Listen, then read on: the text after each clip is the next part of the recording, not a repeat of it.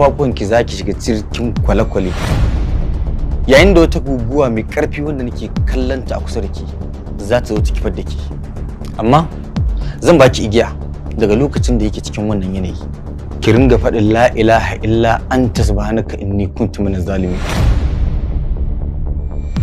Mai so baya duban iza in ba shi zai yi ba, iza ba ta sanya biyayya in ba su Malam Salih, Tanimu, ina kuma za ku bi shi bayan cewa ya shi ya ajiye aiki? Mu ma mun ajiye aiki kamar yadda Umar Hashim ya ajiye.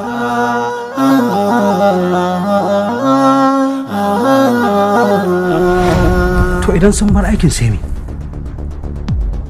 Ai mu ne masu rinjaye. Kuma muna tare da Hajiya mai izza.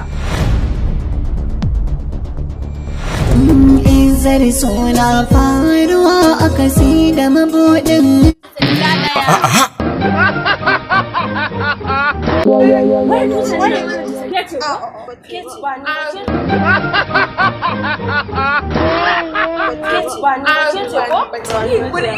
Shi kenan duk wanda bai tusa ne, duk wanda ya tusa ne, in dai bai kukan dan akuya mutu bala'in duniya da fara a kansa.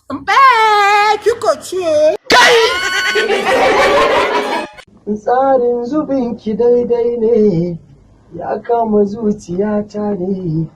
Assalamu alaikum masoyana. Kamar kullum sunana Yusuf wanda kuka fi sani da Yusuf. A wannan karan yana sanar da kafatan masoyana da suke garin Gusau.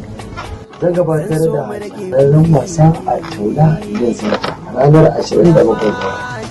Kada ku bari, kada ku bari, kada ku bari. A baku da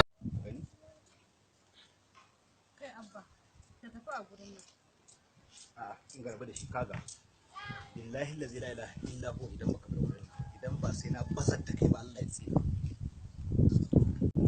Rama ke zan ji magana ki amma wannan holakon ba zan ji maganar sa ba in gaya kuma da kake cewa yaro a'a kullum